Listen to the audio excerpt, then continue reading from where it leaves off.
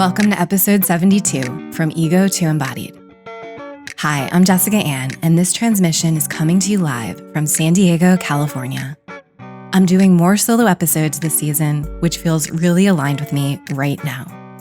This podcast is my expression, where I talk about things that are coming up for me personally and what I observe in the collective. You'll notice that my publishing schedule is a bit different and dynamic than a traditional publishing schedule. This is on purpose. Back a few seasons, I used to release one episode each full moon. This schedule may come across a bit weird and a bit hippie, but it truly felt aligned at the time with how I want to move through the world, in flow with the moon's essence, in nature, and divinely guided. I love exploring this new model of human consciousness, and in order to journey into a more embodied wholeness of our hearts, minds, souls, and bodies, I desire to recalibrate my system and how I create content in order to co-create a more harmonious existence. This is my work, and this podcast is my art. And I realize that I don't need to do things the way I've always done them, or the way that everyone else does them. I first learned about aligning your schedule with that of the moon from my friend and colleague, Douglas Rushkoff. In his book, Present Shock, he describes the disconnect between our digital selves and our analog bodies, which has thrown us into a new state of anxiety called present shock.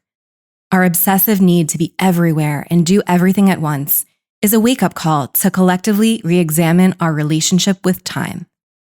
This disconnect also shows up in our online avatars when we use filters over our human expression. And I've recently noticed how much my mind has been hijacked and manipulated into thinking that it is okay to use highly filtered photos that turn me into a cyborg. It's not okay. There's a danger to using filters and not being clear with our intentions. While I love makeup and art, there's the unintentional side effect of using filters, which makes us less human and more robotic.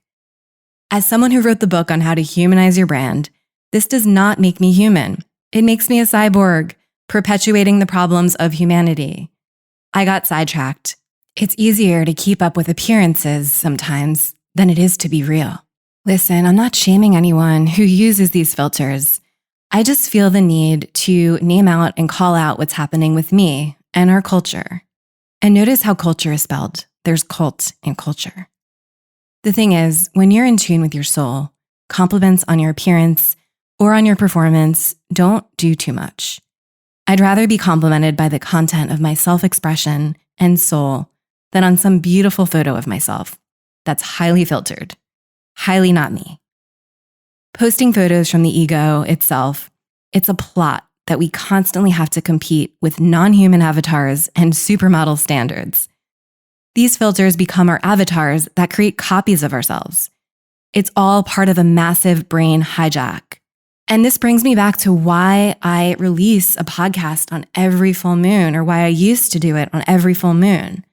Instead of giving into the chaos of an unnatural rhythm and system, I've learned how to deprogram myself and become a master of my own system, which kind of defies all of society's and marketing's expectations. I listen to my body and my intuition to know when to publish my episodes.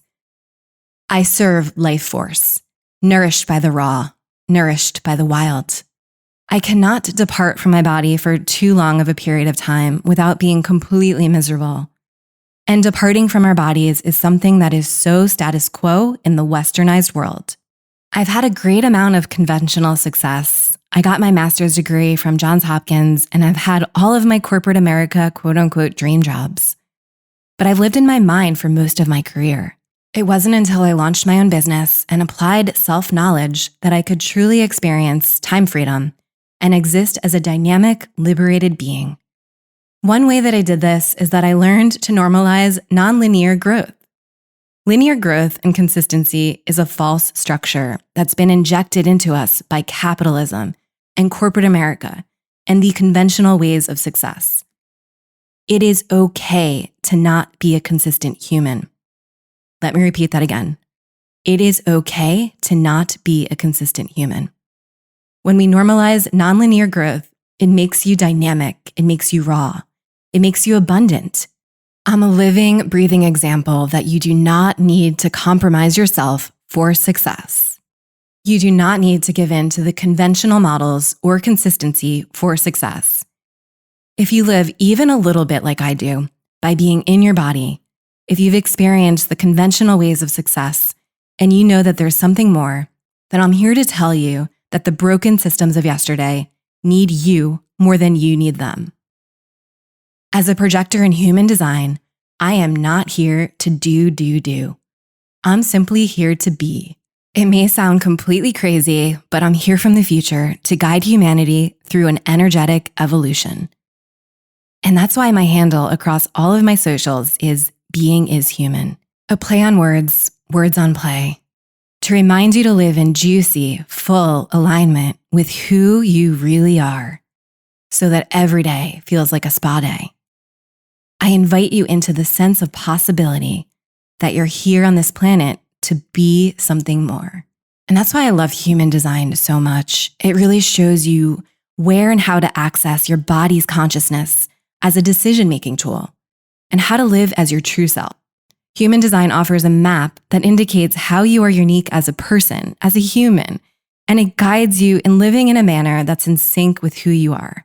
When we live in alignment with our true nature, we experience comfort and acceptance for who we really are, instead of chasing who we're not, and then we're able to live out our real purpose in the world.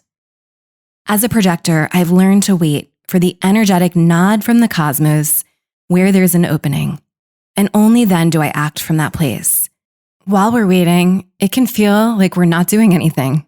From the surface and external measures of success, it can look like we're just not producing, we're not being productive, but we really are. We're recalibrating from a more grounded place. If we don't do this, others will make sure that they plant their beliefs on our minds, which is disruptive, it's disorienting. It takes us out of our bodies and into our heads, which is the antithesis of what we want. While we are waiting and invites do come in, how do we know which ones to accept? I recently got challenged with this. If you listened to the last episode, you heard about an exciting opportunity for me to go to Austin with some brilliant humans. At the time, it was a solid yes. But then as more time went on, I had to listen to my body and get out of the ego of my mind. The question is, can you also have an ego as an embodied being? Of course you can. They're not mutually exclusive. But learning how to discern when you're reacting from an egoic place is the real key to a projector's success. There was a lot of ego in my yes from last month. Today, as I listen to my body, I'm okay with my sacred no. This event is no longer aligned for me, and while I'm so grateful for the invitation, I've learned to get better at my sacred no. The ability to turn down invitations that sound great to your ego but are not good for your soul. This is embodiment. This is the art of the sacred no that turns into the sacred pause, that turns into stories for the world to read and to listen to breathe in and use as inspiration. As a writer at heart and a business owner, I live for these moments of creativity and play that I bring in with my clients. Moments of vulnerability, moments of glory, moments too precious and sacred to even be shared with the world. If you listened to my last episode, you'll know that I'm a 6'2" role model hermit. I love being by myself. But comes with this is loneliness of being all by myself. There's a subtle difference between these two. I want both, to be me, but to not be alone, to be all by myself and have no one around. Maybe we all live in these nuances, wanting bits of everything and sometimes wanting everything of something. But there will always be something we will never have, something we will have to let go of, someone we can never become, or someone we may never have.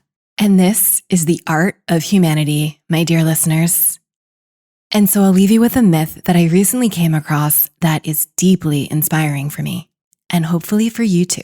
All right, here it goes.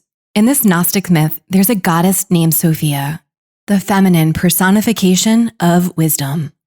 She lives happily with the spirits of light in the unified, limitless potential of her father's radiance, created by the twin powers of depth and of silence.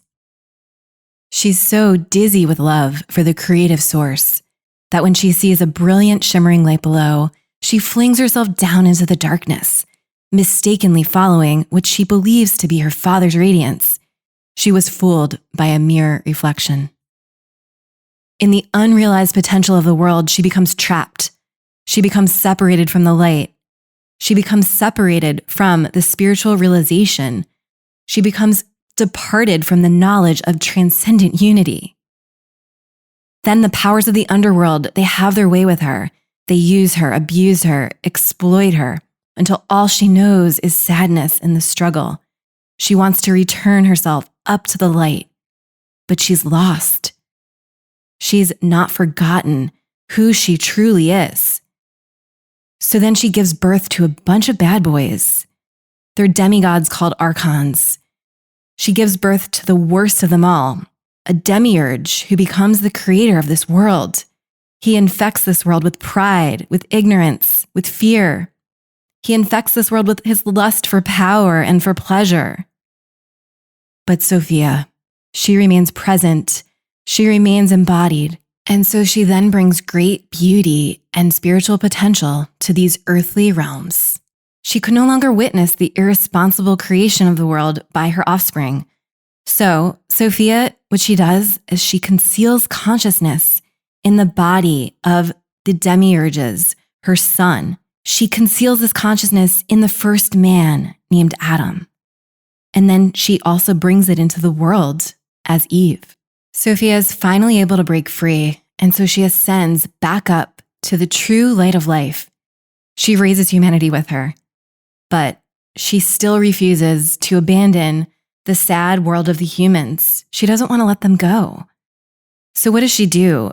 Instead of going up to the true light of life, experiencing enlightenment, she actually divides herself and she keeps a part of her below. This part of her is available for the enlightenment of all, the enlightenment of humanity. Gosh, I love this myth. It's so powerful when we realize that we don't have to be all light and love, all positive, that there are parts of us underneath in the underbelly of humanity, the sadness, the darkness, the depth, the silence that is ineffable sometimes. But when we give it a voice, we give it a name, we communicate it through our channels, through this medium, through the beauty, the expression of life, we can heal collectively. We can come together. We can witness the evolution of our souls in the most divine way, the most real way, the most pure way. I love this myth so much. I'm going to share the link in the show notes on my website, artofhumanity.io. Thank you so much for listening to this episode of The Art of Humanity. It is truly my divine honor to bring you these messages that come through me every week or every other week or every month or whenever I feel the need to hit publish on these episodes. I am truly inspired. I hope you can feel it through my voice. I hope you really take some time for yourself today to listen to your body, to listen to your intuition, to know that you can be more with a capital B, and know that you're serving not just yourself, you are serving all of humanity. I love you. If you love this episode, I'd love a review on the Apple Store. Please go to Apple Podcasts and leave a review, or you can find me on any of my socials at Being is Human. I hope you have a magical day.